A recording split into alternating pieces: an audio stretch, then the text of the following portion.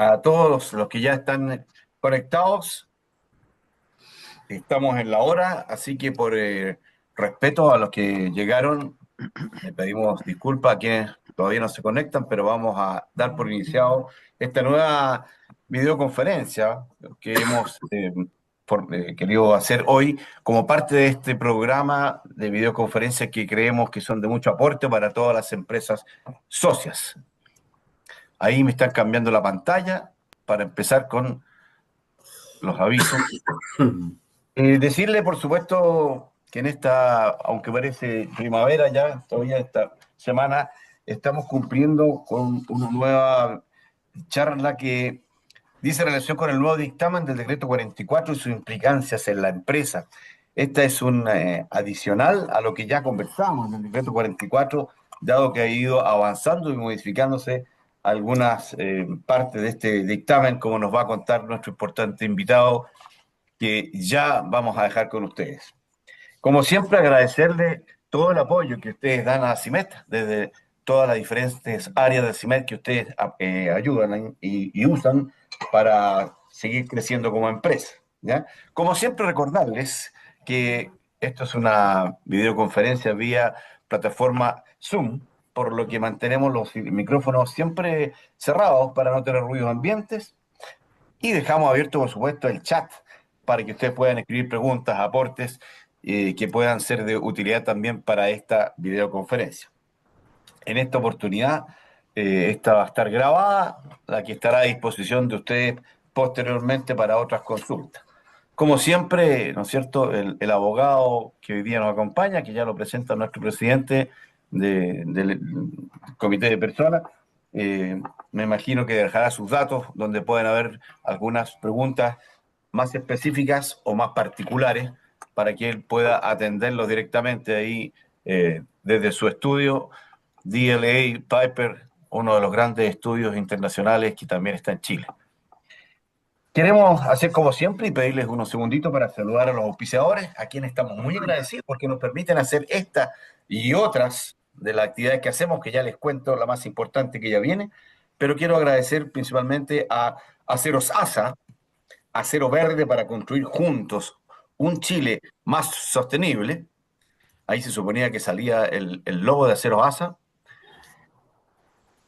Voy a seguir entonces, OTIC Asimet, un apoyo siempre para las áreas de personas. La Asociación Chilena de Seguridad, hacer de Chile el país que mejor cuida a los trabajadores y a sus familias. Molycorp, entregando valor hasta los confines del mundo. GIMSA Industrial, soluciones integrales en acero galvanizado y agregando valor y vida a tus proyectos. Tenemos ahí un socio muy importante que también está con nosotros este año como auspiciadores, Mimet. Mucho más que refrigeración. Credit Core Capital, manejos financieros, aliados potenciando sus decisiones. A todo ello, por supuesto, muchas gracias por su auspicio y por el apoyo que nos da siempre. Déjenme contarle una noticia gremial nomás para ir directo a nuestra videoconferencia de hoy. Quiero dejarlos desde ya más que invitados, comprometidos para el jueves 28 de agosto, o sea, esto es el próximo jueves, hoy es martes, estamos hablando de pasado mañana, ¿no es cierto? Vía EMOL TV, vía YouTube Asimet y vía 24horas.cl, directamente del estudio número 5 de Televisión Nacional de Chile, volver a crecer, volver a creer, reactivemos Chile. Es el foro anual de la industria que este año lleva de invitados especiales a 5 de los candidatos que esperan competir por la presidencia de nuestro querido país. Estará la señora Vilma Matei, don Franco Parisi, don Johannes Kaiser, don José Antonio Kass y don Marco Enrique Minami, de aclarar, por supuesto, porque las preguntas nos han llegado de todas partes. Efectivamente estaba confirmada la señora Jara, pero por otros planes, ¿no es cierto? Ella desistió de participar y le dimos entonces pasada a don Marco Enrique Minami, que de acuerdo a las estadísticas y de acuerdo a las encuestas últimas, estaría en los 5 que tienen mayor posibilidades de acceder a este alto puesto en nuestro país. Señores, lo esperamos. Si quieren, se inscriben por la página web para que les llegue la señal directamente, eso se agradece. Y si no, directamente por Emol TV o por YouTube, Asimed CL, o por 24horas.cl, donde transmitiremos en directo desde el Estudio 5 de Televisión Nacional. Los espero ahí, para nosotros siempre es muy grato. Hemos logrado siempre cerca de 400.000 o 420.000. Si este año pasamos eso, va a ser porque ustedes también nos acompañaron y eso sí que es importante para nosotros.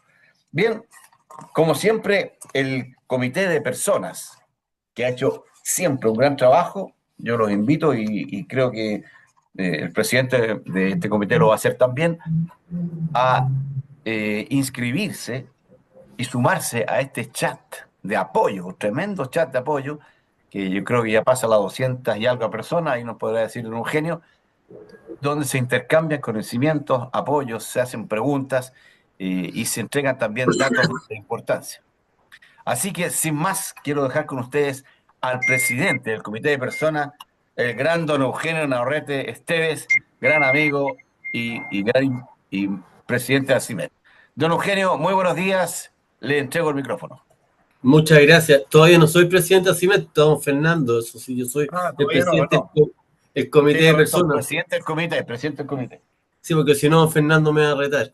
Oye, primero que nada, darle las gracias por su tiempo para esta conferencia, como decía Marcelo, invitarlo a esta mesa de ayuda que está en la filosofía desde el inicio de ACIMED, de poder ayudarnos entre los empresarios, de ayudarnos entre las áreas de personas, a poder conectarnos y poder ayudarnos entre nosotros. Es de vital importancia. Este comité va creciendo, hay un número significativo de personas en el chat.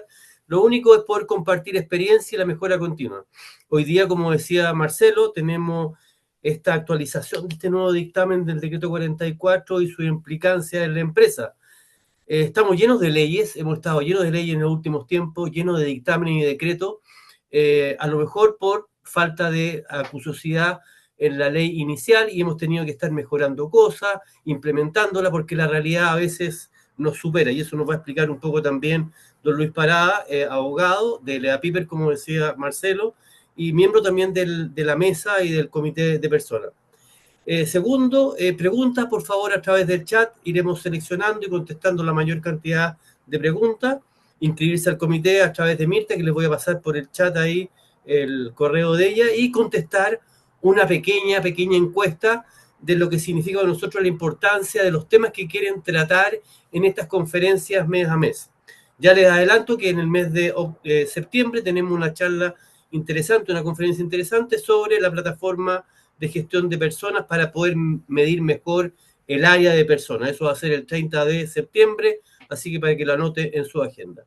Sin más y sin menos, quiero dejar a mi amigo don Luis Pará, abogado de Lea Piper, para que inicie nuestra conferencia del día de hoy. Muchas gracias a todos y espero que tengan un excelente día. Por favor, Luis.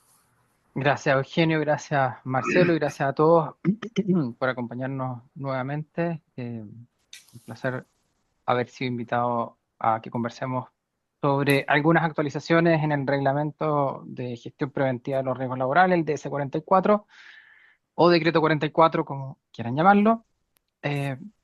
La verdad es que el título, perdón, no sé si pueden, no, perdón, para poder ver necesitamos compartir pantalla.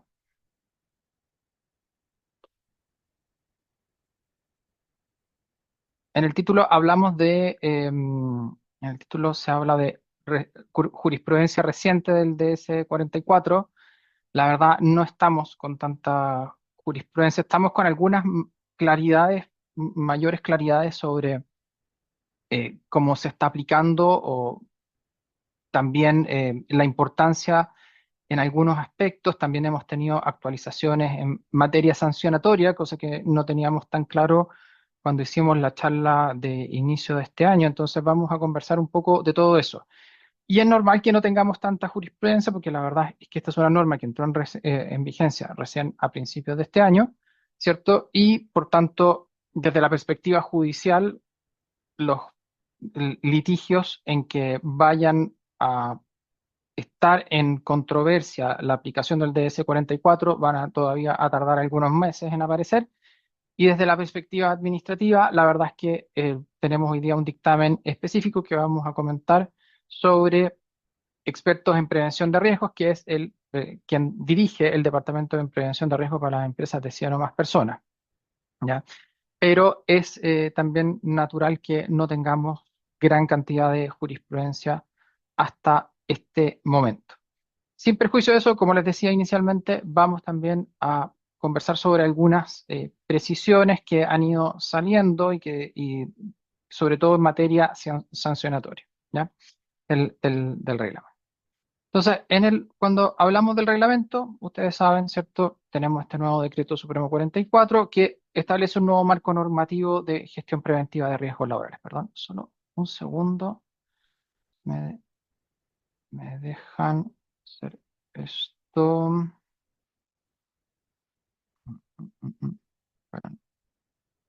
Perdón, bueno, no importa. Entonces, si algo hizo, Eugenio, si necesitas interrumpirme, no puedo, por alguna razón no puedo ver a nadie, así que háganme nomás, interrúmpeme verbalmente, ¿ya? Estamos hablando del Decreto Supremo 44. El Decreto Supremo, más que una actualización, esto yo lo vería y yo creo que vale la pena aquí verlo como una nueva normativa completa en materia de gestión preventiva laboral, ¿ya? Y su fundamento está en los artículos 184 y 184 bis del Código del Trabajo. Esto conversábamos antes de entrar en esta reunión y Eugenio me comentaba, me decía, mira, se releva muy poco la importancia de estos dos artículos. ¿Y por qué son importantes? Yo estoy de acuerdo con él. Y de aquí nace el DS-44, el Decreto Supremo, o Decreto 44, porque el artículo 184 es un artículo muy genérico, pero que tiene mucha importancia final dentro de la responsabilidad de las empresas, de los empresarios. ¿Por qué? Porque el 184 nos dice que la empresa tiene el deber de velar por la vida y salud de los trabajadores y de tomar medidas efectivas para proteger su vida y salud.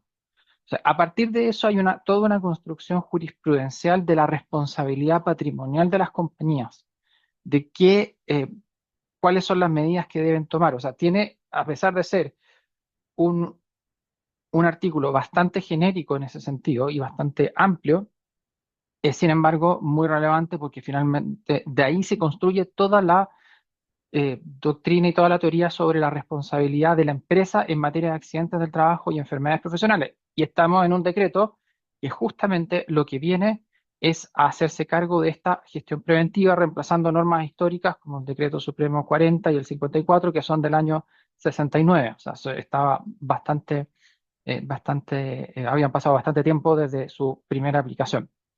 Y el 184 bis, hay que recordar también que esto, de alguna manera, este decreto supremo 44, de alguna manera también se hace cargo de esto, porque el artículo 184 bis permite a los trabajadores, los empodera en caso de existir condiciones en la compañía que hagan inminente un riesgo a la vida o salud, permitiéndoles incluso la paralización de las obras.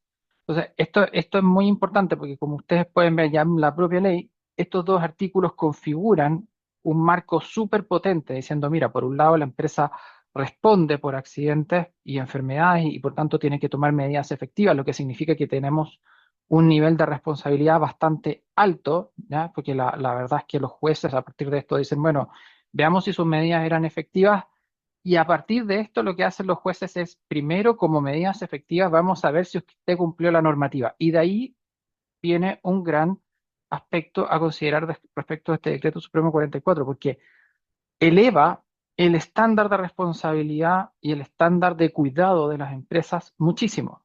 ¿Eso qué significa?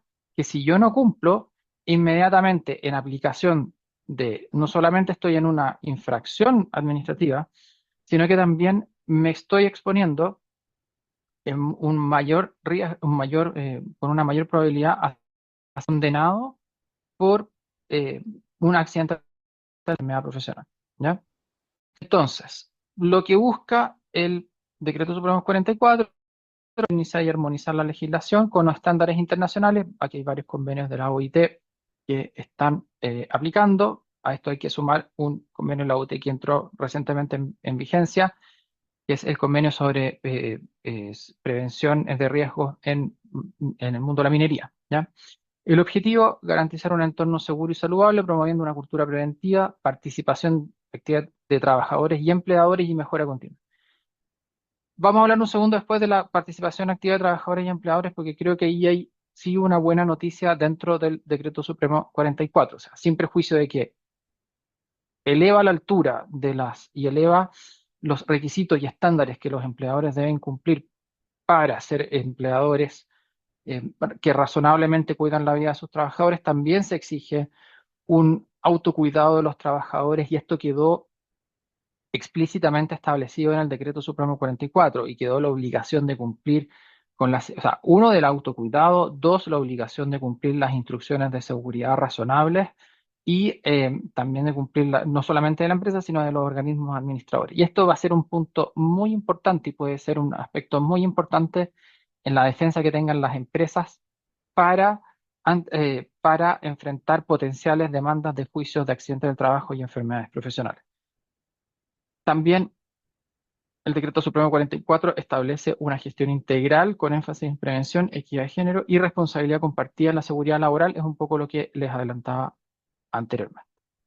Aplica a todas las empresas y a todas las entidades empleadoras sin importar el tamaño, el rublo, ¿cierto? Con obligaciones claras y mecanismos de fiscalización y sanción. No son fáciles, evidentemente, y por eso es que estamos acá. Ustedes pueden decir, bueno, suena un poco harto como entre poesía y jerga de abogado esto, y que tiene que ver con, o sea, esto ya está bien, los abogados metiendo susto con estas cosas medias etéreas, pero vamos a ver que no es tan etéreo, es bastante preciso y bastante específico, y esto hay que empezar a bajarlo a la realidad, ¿ya?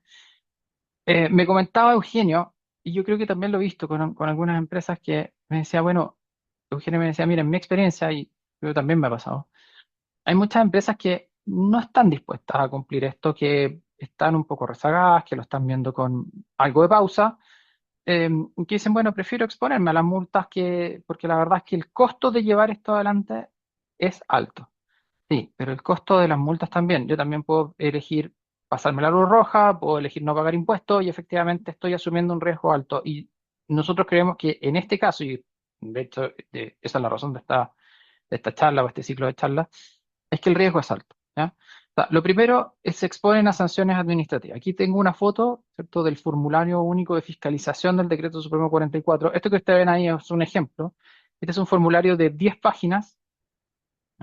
Cuando ustedes sean visitados, porque en algún momento lo serán, va a llegar un inspector, ya sea de la Seremi de Salud o de la Dirección del Trabajo, ¿cierto? Y va a empezar casilla por casilla, viendo tiene o no tiene, tiene o no tiene. Y evidentemente de eso van a ir saliendo sanciones. Las sanciones, para que ustedes puedan verlas, este es el gráfico de sanciones, ¿ya? Son las sanciones normales, evidentemente, van dependiendo del tamaño de la empresa, entre 6 y 60, entre 3 y 60 UTM. Si lo quieren ver en pesos, estamos hablando de esto.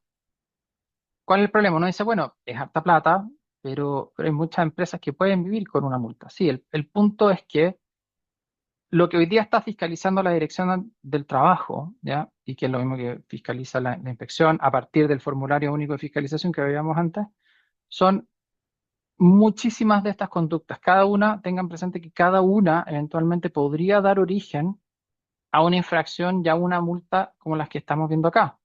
Entonces yo podría verme con 10 multas, 15 multas en cada visita que vaya teniendo, ¿ya? Aquí bien, no contar con un sistema de gestión de seguridad de salud en el trabajo. Vamos a ver qué significa eso. No tener una matriz de identificación de peligro y evaluación de los riesgos laborales. Y ahí hay una familia de estas sanciones, ¿cierto? No considerar todos los agentes de riesgo, no tener fecha de elaboración, no revisarla anualmente, etcétera. No tener un programa de trabajo preventivo con disposiciones mínimas del Decreto Supremo 44. No contar con elementos de protección personal, no capacitar en el uso, no informar de riesgo, no promover consulta y participación de los representantes de los trabajadores ante cambios que puedan poner en riesgo la vida y salud. Esto vamos a ver que es bien, bien importante. No contar con actas de comité paritario, no elegir un delegado de salud en el trabajo con empresas que tienen entre 10 y 25 personas. No tener un departamento de prevención de riesgos, quienes tengan más de 100, no tener un comité paritario, los que tienen de 25 y sobre 25. No someter el reglamento interno a consideración de los representantes de los trabajadores en materia de higiene y seguridad. No reglamenta. Y así, o sea, ustedes pueden ver, son altísimas, ¿ya? Entonces, eso desde la perspectiva de la sanción administrativa, y les recuerdo que como les indicaba, cada uno de estos puntos, cada uno de estos bullets, puede dar origen a una sanción administrativa, ¿ya? Desde el punto de, pero sin embargo, esto no se queda ahí, no se queda simplemente en que yo puedo ser objeto de multas, ¿ya? Por otra parte, está la responsabilidad civil del empleador. Ustedes saben que esto lo que, dicho en palabras súper sencillas, ¿cierto? Cuando alguien se enferma o sufre un accidente y se es demandado, lo que se busca es la reparación de esos perjuicios y eso es efectivamente la reparación que deriva de la responsabilidad civil del empleador, ¿ya?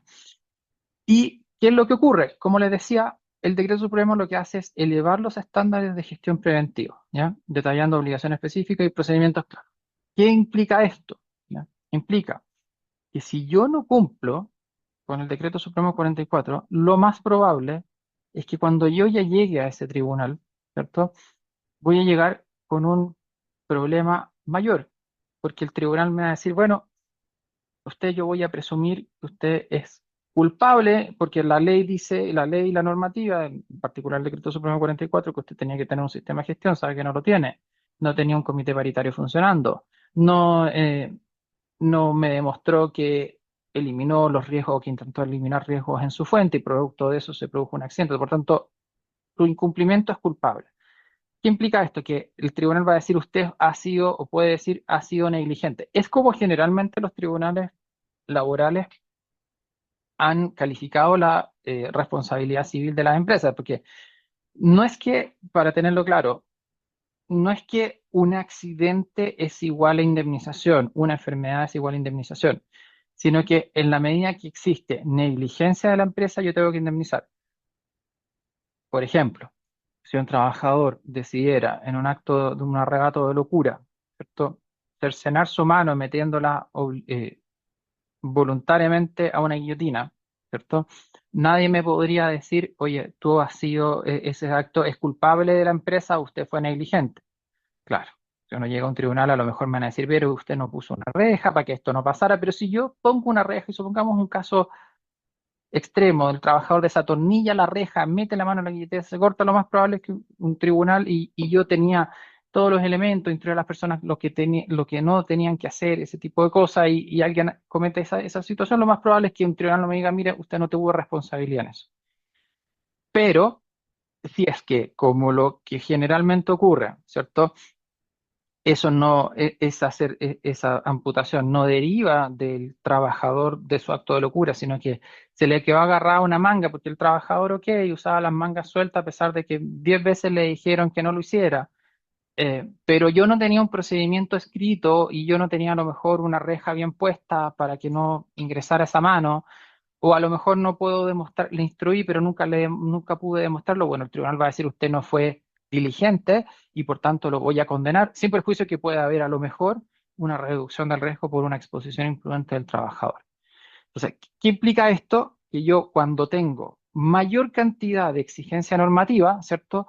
Implica que yo también tengo que preocuparme más de cumplir, porque si no cumplo con esa exigencia normativa, corro un riesgo cierto de que se me considere negligente en el cumplimiento de mi obligación del artículo 184, volvemos al inicio, sobre protección de vida y salud de mis trabajadores.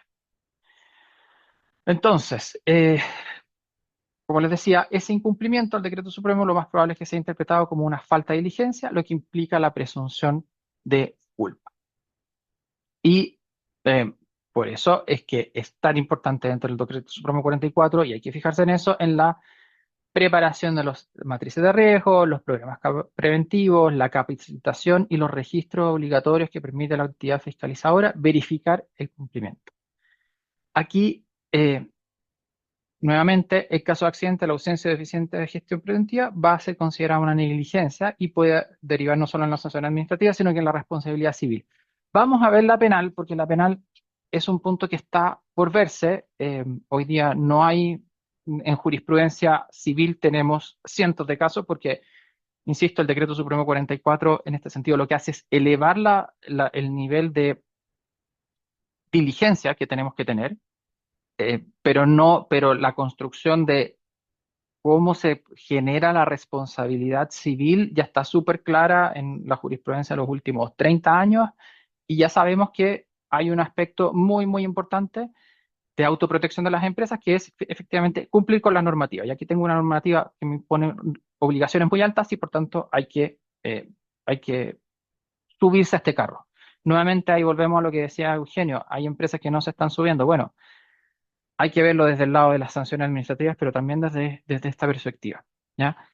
Y por tanto, y aquí es muy importante, como les decía en el ejemplo, me ha pasado muchas veces, ¿cierto? Que cuando los abogados que defendemos empresas en tribunales, que nos toca llegar a defender accidentes del trabajo desafortunadamente, muchas veces nos ocurre que las empresas han cumplido o han cumplido parcialmente. No es que sean empresas, generalmente las empresas, mi experiencia no es que sean absolutamente negligentes, sino que muchas veces sí son diligentes, pero la pega se hace media y falta gestión documental.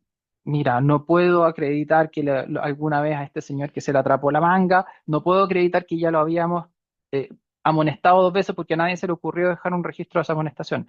No puedo acreditar que le di el trabajo, la instrucción de trabajo seguro.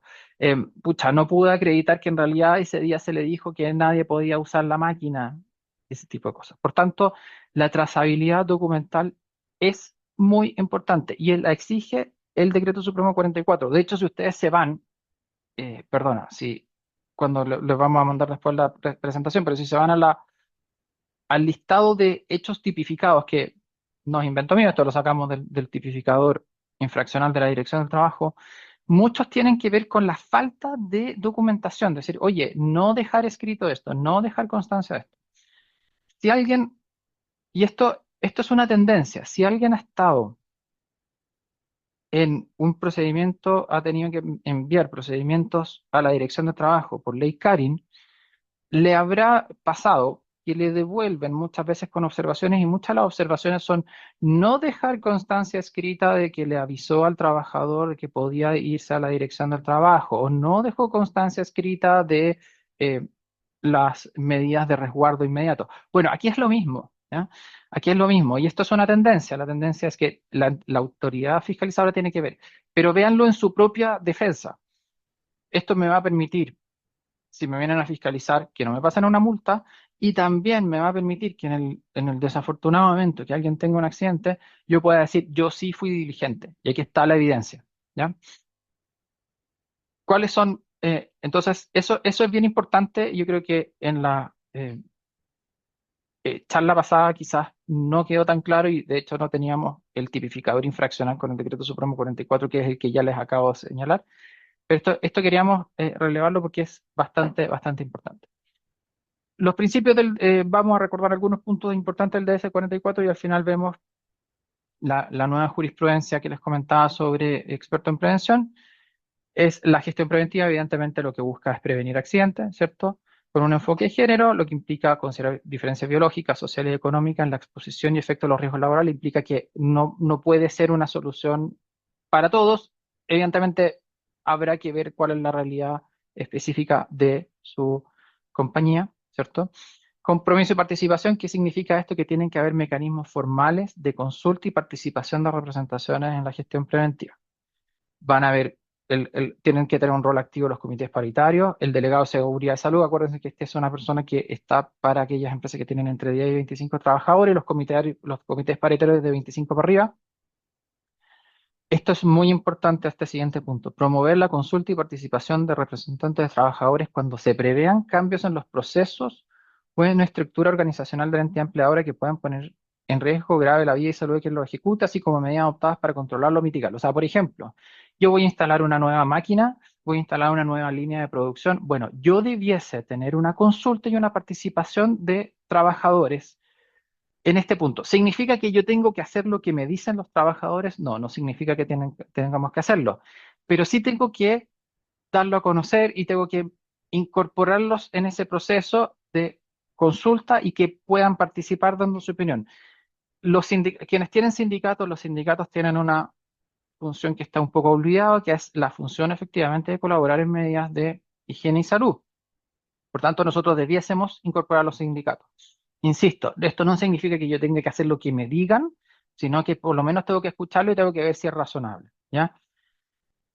¿Por qué les digo que es importante? Yo acabo de estar, en julio pasado, estaba invitado a un panel de la Sociedad Chilena de Derecho al Trabajo, donde estuvimos en Iquique, me tocó exponer sobre la reforma de pensiones, pero hubo gran participación de abogados que son muy conocidos en demandas laborales por accidentes del trabajo, y ellos resaltaban mucho este punto, la promoción de la cultura y participación. Decían, mira, nosotros, si es que no hay evidencia de que cuando se instala un nuevo proceso o una nueva maquinaria o un cambio de la estructura que puede afectar el riesgo, si no hay evidencia escrita de que se hizo la consulta y participación, nosotros vamos a eh, ocupar esto como un argumento de que la empresa ha sido negligente y que todo lo que ha hecho no vale nada y no sirve de nada.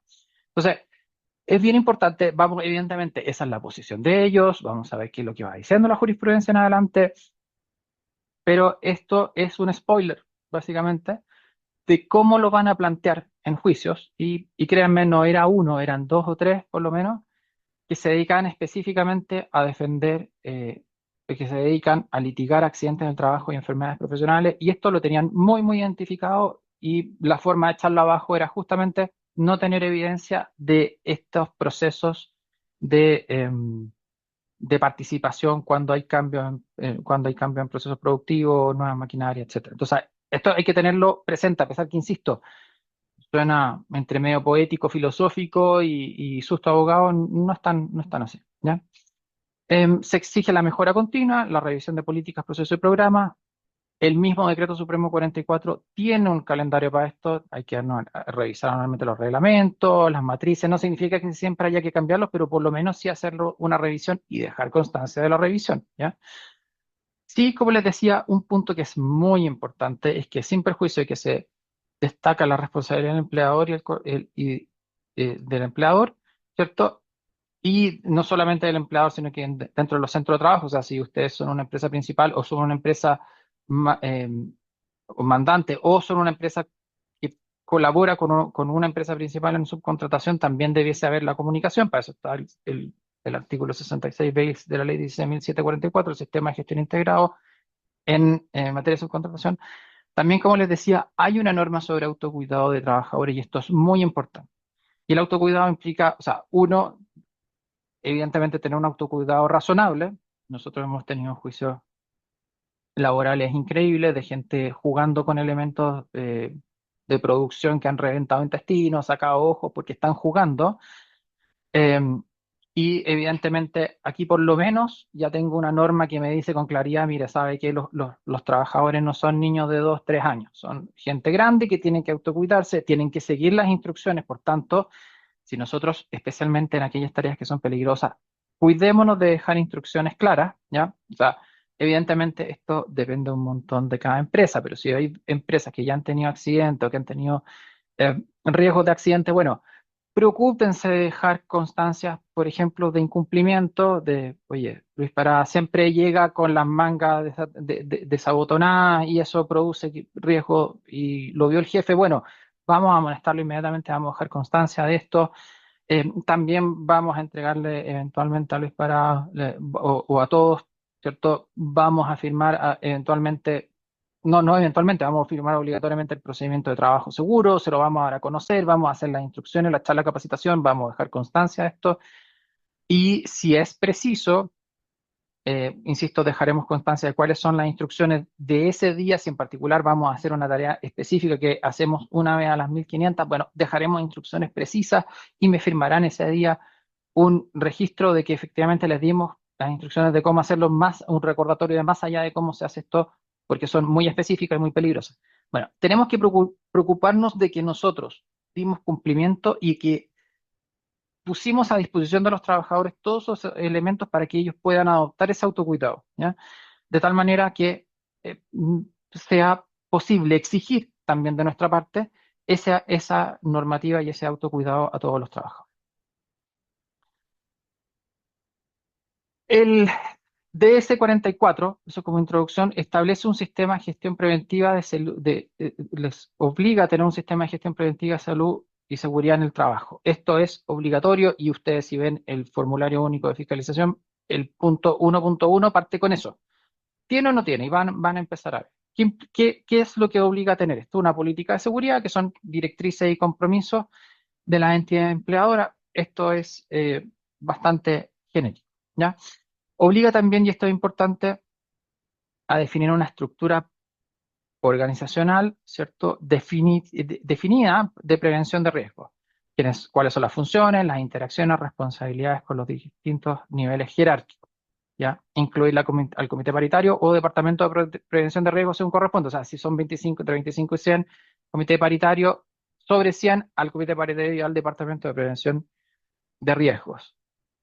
Evaluación y auditoría periódica. También el sistema de gestión debe contemplar esto, ¿ya? Implica llevar a cabo evaluaciones y auditorías del desempeño de gestión e implementar acciones de promoción de mejoras continuas correctivas garantizando la eficacia, ¿ya? También obliga a tener un diagnóstico y planificación y programación de actividades preventivas. Para eso, ¿cierto? De acuerdo a la normativa MIPER, que es las matrices de identificación de peligros laborales, básicamente, ¿cierto? Que tiene que ser aprobado, y esto es importante. Este diagnóstico, planificación y programación tiene que ser, dice el Decreto Supremo 44, aprobado por el representante legal y tiene que estar la firma del representante legal, que es lo que busca efectivamente meterlo en mayores responsabilidades, eventualmente personales, en caso de incumplimiento. Por tanto, eh, no es una medida, no es una medida eh, vana, no es una medida de poca monta, es una medida muy importante y requiere del involucramiento desde arriba hacia abajo. Y esto no solamente como un tema de cultura organizacional, es responsabilidad legal. El representante legal tiene que firmar eso y por tanto el representante legal va a tener que verificar que esto se vaya cumpliendo. Y si no se va cumpliendo, eventualmente vamos a ver qué dice la jurisprudencia. Si eventualmente hay un incumplimiento grosero en esto, eh, tanto por omisión, porque no lo tenía, o bien porque lo tenía, tenía el programa, pero no se cumplió, bueno, eventualmente podemos tener un problema ahí importante legal y vamos a ver si llega a generar en algún punto alguna responsabilidad penal de esos directivos, que es un punto que va a tener que ver de acuerdo a la ley de delitos económicos, ¿ya? Pero eventualmente yo creo que efectivamente el link que hace el Decreto Supremo 44 con esta obligación va justamente hacia ese lado, tratando de que vayan eh, las gerencias máximas vayan asumiendo responsabilidades más personales en este punto, ¿ya? Este diagnóstico, planificación y programación tiene que ser informado al comité paritario, al departamento de prevención de riesgos y demás empresas que comparten un centro de trabajo. O sea, si estamos en una faena minera, esto tendrá que ser conocido por el mandante, por ejemplo, y por las demás empresas con las que estamos trabajando, ¿cierto? Y por último, el sistema de gestión preventiva tiene que establecer una promoción de mejoras continuas. Lo que dice el decreto supremo es que haya mecanismos permanentes que garanticen la eficacia de las medidas preventivas, corrección, e introducir progresos que requiere el sistema. O sea, básicamente tenemos que tener un sistema funcionando como nos dice el propio Decreto Supremo 44. Tenemos que tener matrices al día, tenemos que tener un comité paritario funcionando. Si hay problemas, ese comité paritario, si hay problemas porque, por ejemplo, a pesar de tener a pesar de tener un procedimiento de trabajo seguro, igual se produjo un problema porque faltaba algún paso, bueno, tendrá que adoptarse y eso será una medida anterior, o bien tendrá que reunirse, tendremos que garantizar que el comité paritario y el departamento estén involucrados habitualmente en la revisión de los riesgos de la compañía y levantando e ir tomando inmediatamente medidas. A eso va, ¿ya? Para la implementación del sistema de gestión preventiva, se permite y se promueve que los organismos administradores, H, IST, IPS, se puedan involucrar, ¿cierto?, en la elaboración del sistema de gestión preventiva. La verdad es que en nuestra experiencia son bastante colaboran bastante en eso, tienen bastante material y pueden ayudar mucho, dado que además hay que generar cada uno de estos procesos, cada uno de estos aspectos tiene que desarrollarse con colaboración, con consulta a los trabajadores. Entonces, es súper importante involucrarlos en esto, porque además en general es gratuito. O sea, está bien, ustedes están pagando seguro, pero en general no hay un cobro adicional por esto, ¿ya? Eso en cuanto al sistema de gestión preventiva. Y en cuanto a la gestión misma preventiva, esto se estructura como un sistema, esto es un sistema que se va retroalimentando. O sea, lo primero es que eh, sale un poco de la lógica que teníamos con normativa más antigua, donde la verdad es que el ataque a los riesgos se efectuaba con elementos de protección personal especialmente, está bien, dando a conocer los riesgos, modo de trabajo seguro y con elementos de protección personal, teniendo todos un poquito, estando en la misma equivalencia. Ahora no, la verdad es que se establece un sistema bastante más, tiene una metodología propia, y esta metodología de este sistema es esta. Primero, yo tengo que armar una matriz de riesgo en el MIPER, ¿cierto? A partir de esto genero un programa de trabajo preventivo. A partir de ese programa hay un plan de gestión de riesgo ante desastres también. Tengo que informar los riesgos. Vamos a generar mapas de riesgo y capacitación en riesgo a los trabajadores. La matriz de riesgos, ustedes, ya algunas empresas lo venían trabajando mucho antes, pero eran finalmente buenas prácticas laborales o de seguridad y salud en el trabajo. Hoy día esto es obligatorio. En las matrices de riesgo vamos a reconocer peligros y estimar la magnitud de los riesgos asociados a los puestos y procesos de trabajo. Por tanto, yo voy a decir, bueno, en el puesto de trabajo de tornero, por ejemplo, cuáles son los riesgos y cuáles son los más graves y los que tienen mayor probabilidad de ocurrir, ¿cierto? Que se me caiga el techo encima, mira, tiene una probabilidad nula, realmente nada, pero si yo tengo un riesgo alto de atrapamiento o de corte, bueno, entonces ese riesgo alto, ahora, a partir de eso, ¿cómo lo vamos a bajar? ¿Ya? ¿Qué es lo que tienen que hacer? Identificar los peligros, ¿cierto? En el puesto de trabajo, la evaluación de los riesgos, considerando la probabilidad que ocurra y la gravedad del mismo. Lo mismo, lo que les decía, qué tan probable es que ocurra, qué tan grave es que ocurra, de tal manera de ir priorizando acciones dentro de la misma compañía que vayan disminuyendo esos riesgos. La evaluación de los riesgos se tiene que efectuar sobre condiciones de trabajo actuales y previsibles, ¿ya? Tiene que considerarse la sensibilidad especial de personas trabajadoras a ciertas condiciones de trabajo. Por ejemplo, dice la ley, dice el decreto supremo, si yo estoy con trabajadores que son adolescentes o trabajadoras embarazadas, o si, por ejemplo, tuviese trabajadores que no hablan español, ¿cierto? Como en algún minuto existían un montón de trabajadores haitianos. Bueno, ¿cómo lo voy a hacer? O sea, en el fondo no basta a lo mejor, instrucción en español. No hemos tenido juicio en eso, por ejemplo. La metodología tiene que ser validada y basada en criterios definidos por la autoridad competente, para lo cual existe ya una guía técnica de identificación del ISP. La matriz, yo ya tengo mi matriz, ahora la matriz no es que quede ahí enmarcada, sino que yo tengo que actualizarla y revisarla. La revisión tiene que ser al menos anual o cuando cambian las condiciones de trabajo. Por tanto, insisto, no es que anualmente yo tenga que cambiarla, pero sí por lo menos revisarla. Tendremos que tener la participación del comité paritario, el comité paritario y el Departamento de Prevención de Riesgo a lo menos, ¿ya? Y si existe algún accidente o diagnóstico de enfermedad, en ese caso, antes del año yo voy a tener que revisarla. Nuevamente, no necesariamente todo va a generar un cambio, pero sí por lo menos una revisión. Eh, por ejemplo, si, como conversábamos, si es que en un accidente yo a lo mejor voy a poder decir, mira, efectivamente las señaléticas eran muy chicas, bueno, vamos a tener que cambiar la señalética, vamos a tener que mejorar en este tipo de máquinas la iluminación para que esto no pase. Bueno, y eso debiese inmediatamente generar un cambio en la matriz.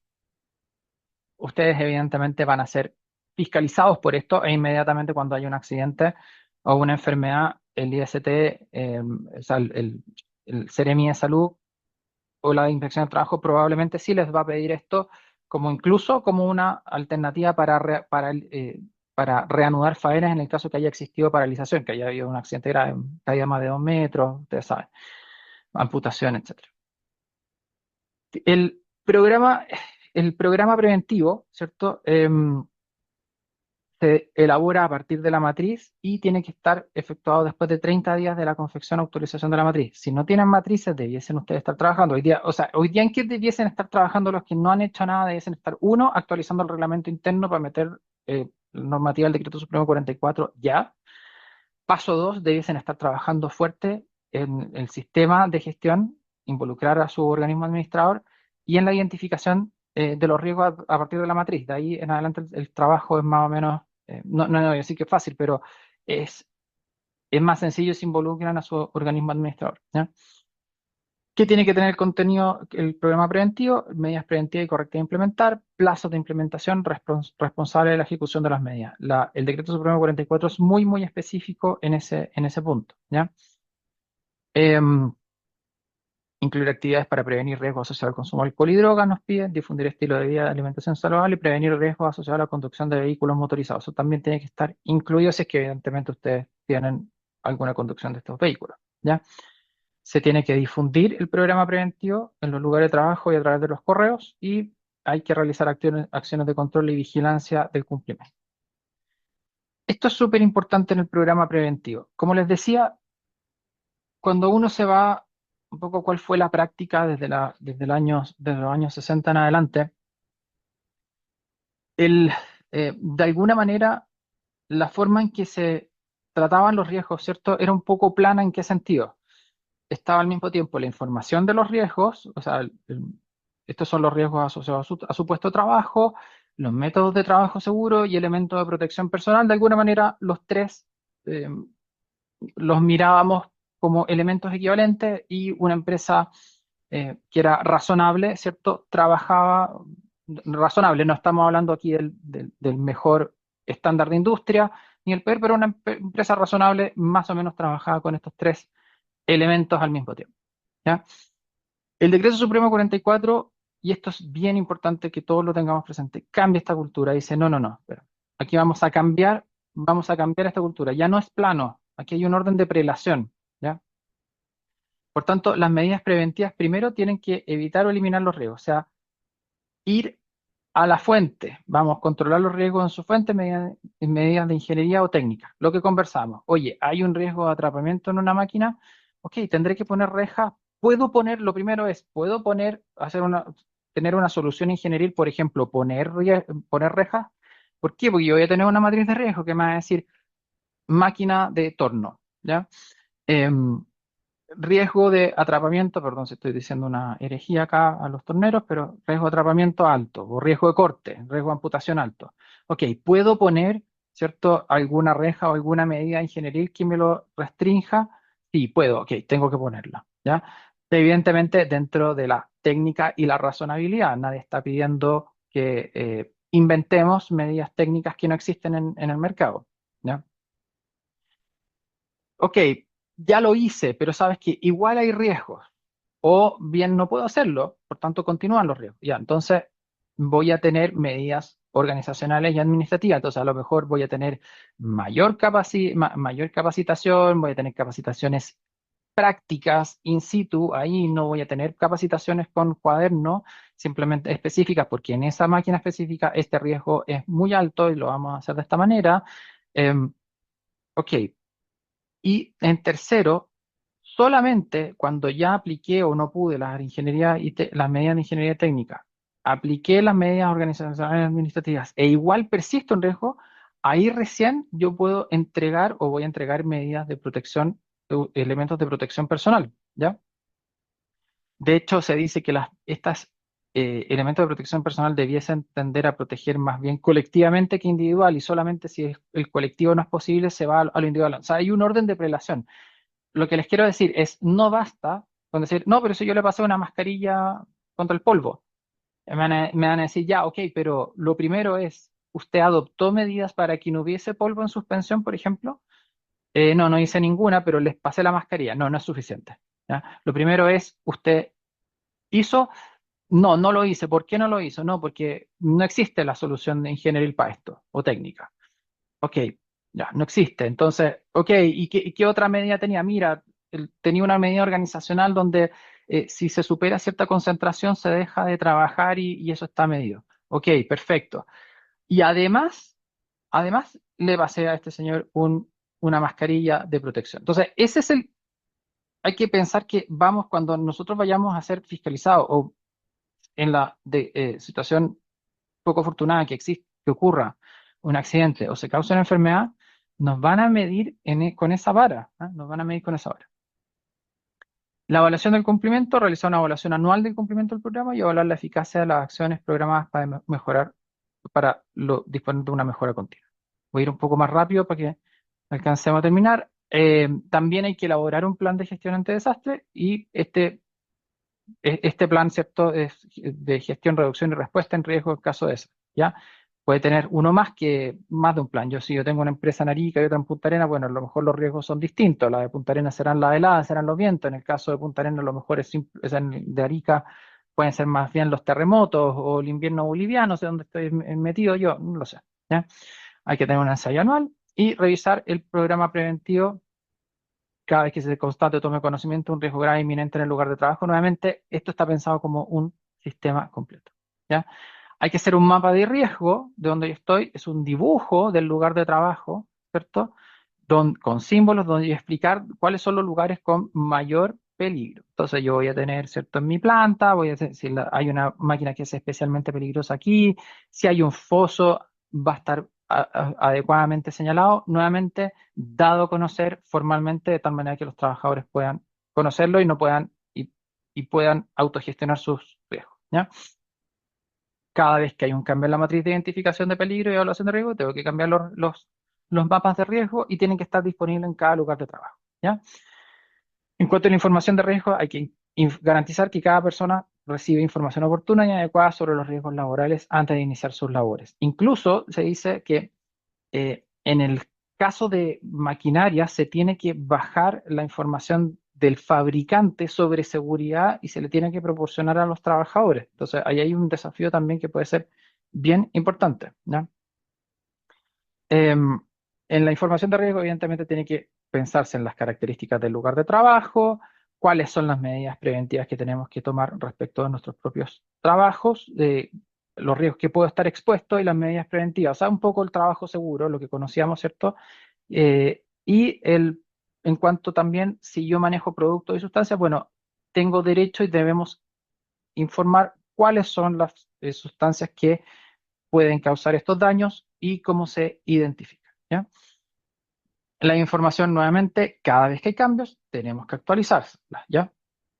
Y esto es súper importante, tenemos que generar capacitaciones teóricas o prácticas, dependiendo de la naturaleza del riesgo, ¿cierto? De a lo menos 8 horas cada 2 años. O sea, esto lo tiene que establecer el programa de capacitación, pero a lo menos se contempla que en cada 2 años yo tenga 8 horas, continuas o discontinuas, de capacitaciones en medidas de seguridad y salud, ¿ya? O sea, lo que significa que tenemos que estar constantemente haciendo actividades, aunque sean cortas, ¿ya? Efectos de salud, medidas preventivas, prestaciones médicas económicas, gestión de riesgos de emergencia, señalética y prevención de incendios, a lo menos, ¿ya? Esos son los temas que a lo menos debiésemos abordar, ¿ya? Evidentemente, avisos visibles. Para esto, ya con esto terminando, la última jurisprudencia, antes de pasar a las preguntas, claro, la última jurisprudencia, como les decía, si bien es cierto, no hay tanto, hay un dictamen muy interesante que es del 6 de agosto de la Dirección del Trabajo sobre los expertos en prevención de riesgo, donde se dice, ¿cierto? Se hace una diferencia entre el 27 de julio del 2024, que es cuando entra en vigencia el decreto, y en adelante. Se dice, si usted contrató antes del 27 de julio o hasta el 27 de julio del 2024 a un experto en prevención, ese experto en prevención va a regirse por el Decreto Supremo 40. ¿En qué sentido? En cuanto al tipo de experto y cantidad de horas. Ustedes si lo recuerdan, y el Decreto Supremo tiene lo mismo, lo que pasa es que se puso más exigente con las horas, dice, tanto el decreto supremo 40, que es del 69, como el actual 44, dicen, usted tiene que tener empresas de 100 o más trabajadores, tiene que contar con un departamento de prevención y usted tiene que estar a cargo de un experto en prevención, el segurito, perdón, el experto. Y ese experto, la categoría que va a tener, si es profesional o técnico, y cuántas horas va a estar, va a depender de la cantidad de trabajadores, de la tasa de accidentabilidad, especialmente. Esos son los dos grandes factores que contemplan la normativa. Y el decreto supremo 44, por supuesto, es más exigente, tanto en la calidad profesional como en la cantidad de horas que tienen que utilizarse. Y en ese sentido dice, bueno, ok, si usted contrató antes del 27 de julio y está vigente, bueno, siga con su antiguo trabajador. Por ejemplo, yo contraté y en esa época era un trabajador técnico que tenía que estar mediodía, bueno, manténgalo mediodía, a pesar de que hoy día debiese tenerlo día completo y ser profesional, por ejemplo, pero el día en que este señor se vaya y usted tenga que contratar uno nuevo, bueno, lo va a contratar bajo las reglas del Decreto Supremo 44, no del 40, ¿ya? Por tanto, eso es lo que, como les decía, cambia ahí un poco el tema de categorías y de tiempo. Importante, esto sí es bien importante, la exclusividad de las funciones. En este dictamen se dice que no es legal asignar al experto en prevención de riesgos labores distintas que el decreto 44 de administración y gestión de ese departamento de prevención de riesgos. O sea, son gestión preventiva, incluyendo identificación y evaluación de riesgos, asesoría en seguridad, capacitación, vigilancia ambiental, salud, investigación de accidentes, entre otras. ¿Qué es lo que pasa? Que como el decreto supremo 44 ahora pide más horas, ¿cierto? Para empresas que antes no lo tenían, puede pasar, y le pasaba, por ejemplo, a la empresa que estaba haciendo la consulta, que no tengo idea cuál es porque está borrado ese nombre, pero que su experto en prevención en realidad necesitaba medio día para hacer la pega, y el otro mediodía estaba mirando al techo, entonces podía tener espacio para poder hacer otras cosas, y ahí lo que dijo la Dirección del Trabajo, no señor, este señor solamente puede estar dedicado a eso, por tanto, ahí el llamado es aprovechar que los expertos en prevención de riesgos vayan avanzando en gestiones probablemente más bien preventivas, pero que vayan trabajando en este tema. Hay nuevos requisitos de formación y experiencia, se tienen que acreditar su formación, ¿cierto? En instituciones reconocidas por el Estado, y dice la ley o sea, el decreto, perdón, contar a lo menos con 12 meses de experiencia en gestión de riesgos laborales o actividades similares dentro de los 3 años al inicio de sus funciones. Evidentemente esto va a ser un problema para quienes se van titulando en prevención de riesgos, pero implica que van a tener que ir trabajando con otros expertos, a lo mejor no son los titulares, pero sí tener experiencia para poder ser válidamente considerado un experto válido para la administración de nuestra empresa. La responsabilidad del empleador es responsable de asegurar el funcionamiento del departamento, proporcionando medios y personal necesarios para el cumplimiento de obligaciones legales y reglamentarias. O sea, aquí no nos quedamos netamente en el papel. Y, como les decía, la prohibición de mezclar funciones administrativas, aunque la empresa considere que el riesgo es bajo o que la jornada del experto no se utiliza completamente. Eso Luis. es lo que quería comentarles. Bien, Bueno, Luis. Virginia. Oye, primero que nada, muchas gracias por la conferencia y la claridad y la simpleza con que explicas algo tan complejo, digamos. Primero, gracias por eso. Han surgido algunas preguntas, pero antes de tirar las preguntas me gustaría una pequeña reflexión sobre el tiempo que esto debe estar implementado. Esto creo que a partir del mes de febrero de este año ya debe Sí. estar implementado en las empresas. No sé si, no me acuerdo si lo dijiste o no. Y me pongo en esto de tolerancia cero a los accidentes, ¿ya? Cero accidentes en las empresas. Acabamos de tener hace semanas atrás algo fatal en Rancagua y bueno, y ojalá que ninguno de nosotros tengamos una experiencia de esa naturaleza porque realmente es algo muy, muy, muy delicado y muy penoso, digamos, ¿eh? Para lo que lo hemos tenido, digamos, y lo que pasa dentro de las organizaciones. Pero también me pregunto a aquellos pequeños empresarios que tienen, no sé, 10 máquinas de grúa horquilla y tienen 3 operarios y tienen que hacer todo esto, digamos, porque hacer todo esto tiene un costo, digamos, y desde la matriz de riesgo, el reglamento interno, la actualización, estar con el prevencionista, yo te digo, mínimo 70 horas para poder lograr tener toda esta documentación de los De 20 acuerdo. puntos de los que tú Sí. acabas de mencionar. Esos son 2.700.000, sí, pero por lo bajo, para poder Sí. entrar e implementar esto. Una cosa eso. Y lo segundo es, esta implementación también me lleva a pensar en lo que se refiere las subcontrataciones o los subcontratos, digamos, de empresas a terceros y las carpetas de arranque. O sea, no tengo implementado el decreto 44, me piden las carpetas de arranque para una obra o propuesta específica chica y yo soy un subcontratista.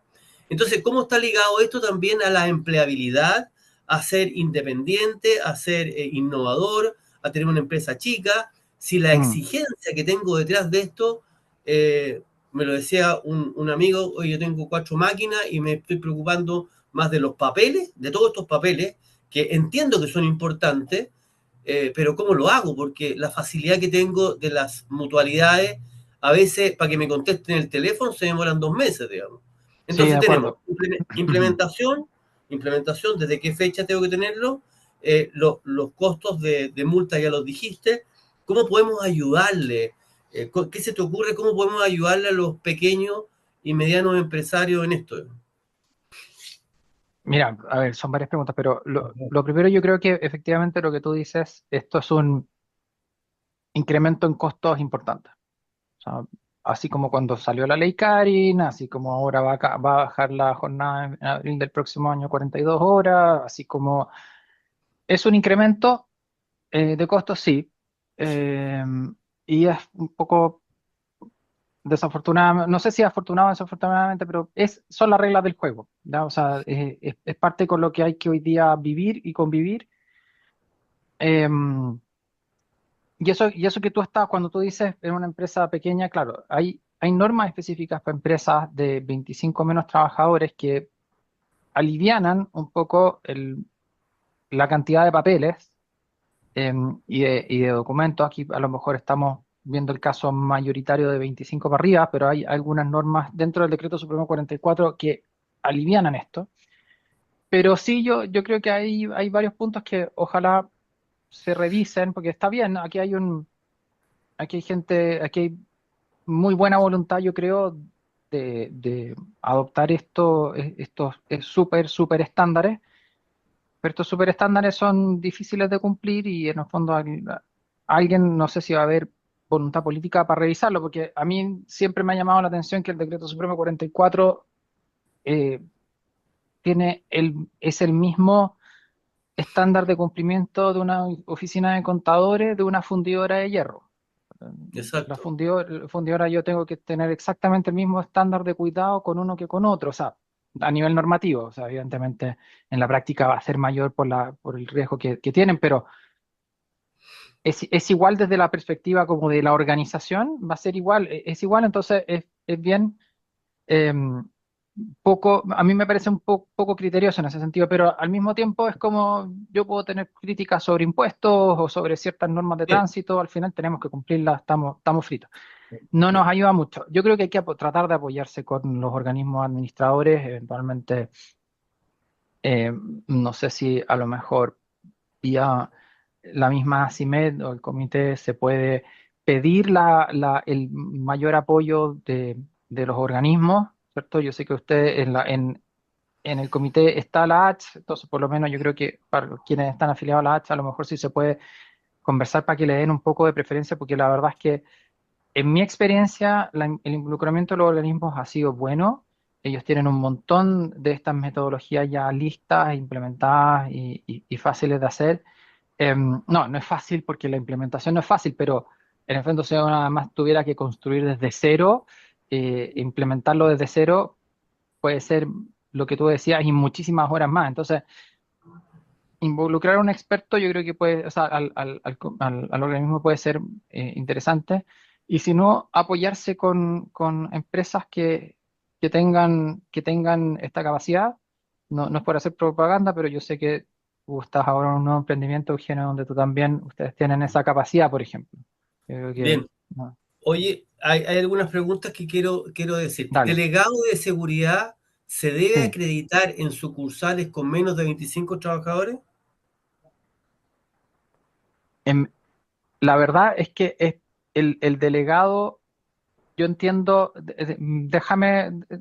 déjame responderla, si pueden tomar el nombre de la persona me encantaría, porque la verdad es que yo entiendo que es Rafael por Miranda. empresa.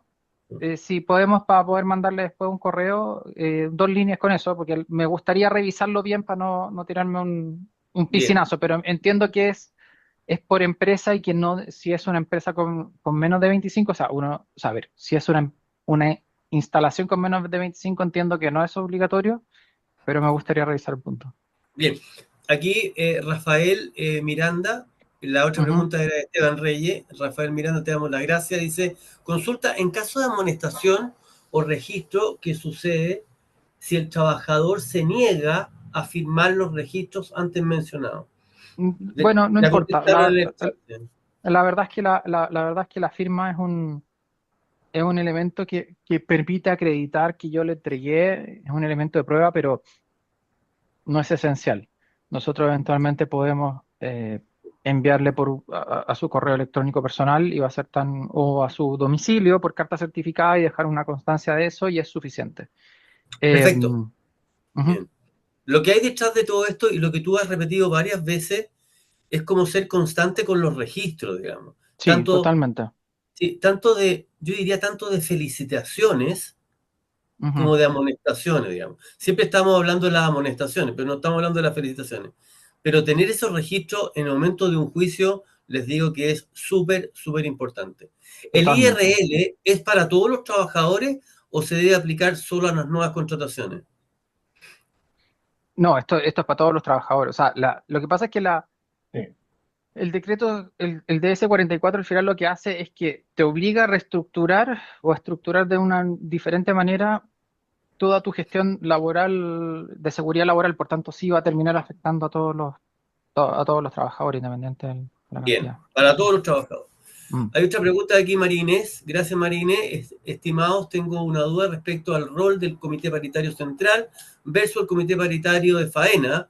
¿Cómo debe ser el proceso de supervisión y control y diferencias entre uno y otro? Uy, es una pregunta bien amplia, pero efectivamente el, el, el comité paritario de faena está específica, o sea, al final, ¿por qué existen? Porque cada faena puede ser distinta. Yo puedo ser, no sé, una empresa de catering, por ejemplo, y tener operaciones en cada una de las faenas mineras de este país, como pasa, ¿cierto? Yo necesito tener gente que vele por la seguridad y que pueda estar supervigilando la seguridad específica de ese lugar, versus yo tener un comité paritario de empresa, que es el primero que se forma, que tenga una vigilancia más general. Ahora, no necesariamente son subordinados, subordinados ni reportan nada. Pero esa es la razón, y ahí hay, bueno, normas con fuero y todo lo demás. Pero si la persona quiere, después me puede pegar vemos y tenemos una llamada, pero sí, no, Bien. Antes de tirar la próxima pregunta y sí. última de Alejandra, me gustaría, por favor, si podemos pasar el cuestionario de esta entrevista, perdón, de esta conferencia, para poder tener la información de usted y las próximas conferencias, qué es lo que les gustaría. Aquí te paso la pregunta que te está guardando de Alejandra. Dice, ¿cada cuánto actualizo el IRL al resto de mis colaboradores, semestral o anualmente? Espérame, que estoy un poco a lo mejor desconcentrado. ¿Y qué es lo que viene a ser el IRL? El derecho a tener el registro Información de de... riesgos laborales. Ah, ya, ya, Sí, ya, ya, perdona, ya, tienes razón. Ya, el IRL, ya, información de riesgos laborales. antes se Debiésemos, llamaba... sí, debiésemos actualizarlo anualmente, pero también nuevamente, cada vez que haya un accidente o enfermedad profesional diagnosticada, yo debiese actualizarlo, o sea, debiese revisarlo y si a propósito de esto merece una actualización, bien. Si es que, evidentemente, lo mismo, si es que el comité paritario, porque nosotros vamos a tener estos, el IRL lo van a poner en conocimiento, ¿cierto? Como parte del proceso de gestión va a participar el comité paritario y el departamento de prevención para empresas de Senoma. Y ellos van a identificar, ¿cierto? La idea es que idealmente quede todo esto identificado desde el minuto cero. No voy a votar por mí. Ojalá esto quede identificado desde el minuto cero. Pero eventualmente, claro, eventualmente más adelante el mismo comité paritario podría decir, mira, sabes que nos faltó uno, incorpóralo. No es lo ideal es que parta de cero, ¿cierto? Ya con todo identificado. Entonces, cuando lo vamos, una vez al año, vamos a tener que sentarnos, vamos a tener que revisarlo, ver si efectivamente corresponde incorporar nueva información e identificar nuevos riesgos o no. Y cada vez que tengamos un accidente y cada vez que tengamos una enfermedad profesional, ahí vamos a tener que nuevamente evaluarlo. A lo mejor vamos a decir, mira, ¿sabes qué? Este accidente ocurrió, pero este riesgo estaba plenamente identificado acá y teníamos el método de trabajo seguro, estaba puesto cuáles eran las medidas técnicas de solución, de cómo tenía que reportarse o cómo tenía que efectuarse, por tanto, tengo las medidas organizacionales y también tengo los elementos de protección personal y sin perjuicio de eso, a pesar de eso, ocurrió igual y el riesgo está identificado. Ok, lo evalué, llego a la conclusión de que no es necesario el cambio. O bien decir como, mira, efectivamente, aquí hay un punto que no consideramos inicialmente. No sé, por ejemplo, alguna vez me pasó con unos trabajadores que venían cuando estaba la moda de las barbas largas, que venían con barbas largas y era un problema para las mascarillas, porque las mascarillas de protección eh, no cubren completamente y había un problema y entonces a lo mejor uno tiene que decir, oye, mira, ¿sabes qué? Efectivamente, este señor eh, le cayó mucho más polvo del que debía porque tenía una barba larga y nunca dijimos que en realidad estas mascarillas se tienen que utilizar con una barba más baja que la mascarilla, así que lo vamos a incorporar esta vez. Ese es ese es el sistema, se va retroalimentando. Bien, Parecía lo que pasa con la ley Karin, cuando cada vez que encontramos un problema tenemos que meterlo al protocolo, es la misma lógica. Esto es un sistema vivo que se va retroalimentando cada vez que se produce un problema, pero si no, a lo menos anualmente. bien. Luis, te quiero dar las gracias de nuevo. A lo mejor en el mes de octubre podríamos retomar a lo mejor Ley Karin a un año su implementación y qué es lo que ha significado para Feliz, las pues, sí, empresas y poder actualizar esa ley también en nuestras organizaciones. fantástico. Agradecerte nuevamente, invitarlos a todos para el día 30 de septiembre, donde vamos a ver plataformas que nos pueden ayudar en la gestión de personas en nuestras empresas y cómo podemos aprovecharla. Y bueno, darte las gracias nuevamente, Luis, y poder seguir adelante porque tenemos muchos temas, mucha pega. Así que, Gracias a Marcelo, por ustedes. favor, si quieres, por favor, cerrar la conferencia.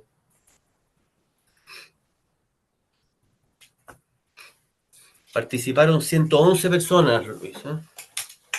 Buenísimo, Marcelo, por muy favor. bueno.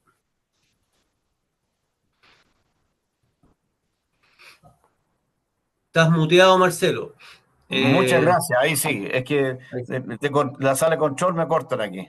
Oiga, muchas gracias, señor presidente del Comité de Personas, don Eugenio Navarrete Esteves, gran personaje y gran amigo, muy querido amigo también, por esta presentación que nos hace de don Luis Parada, otro gran personaje a quien le estamos muy agradecidos desde ACIMED por todo el aporte que voluntariamente nos hace, ¿no es cierto? Y que tanto nos sirve.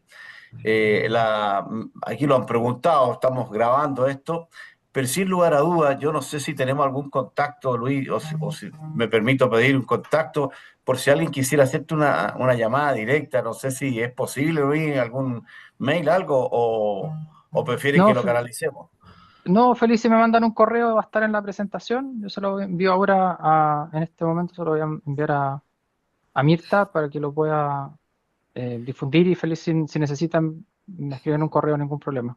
Agradecido desde ya, Luis, porque creo que estas charlas tienen doble función, digamos. Una es justamente abrir la importancia de estar al tanto de lo que está pasando, que no es poco, ¿no es cierto? Y no solo no es poco, además es muy importante estar al tanto de lo que está pasando, porque afecta directamente el funcionamiento de la empresa.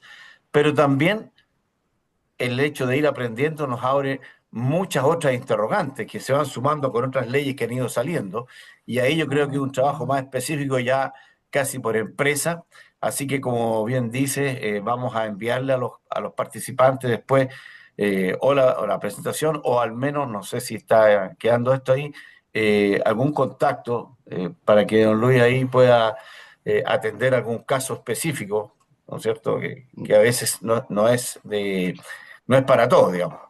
Así que junto con eso, junto con saludarlos, agradecerle su presencia a las 111 personas que hoy día estuvieron atentos a esta transmisión. Agradecer de nuevo a don Eugenio, a don Luis, y nos estamos viendo para la próxima videoconferencia que seguro va a ser tan interesante como esta. Un abrazo a todos, que tengan lindo día y a seguir luchando. Chile nos necesita. Nos vemos. Muchas gracias. Gracias.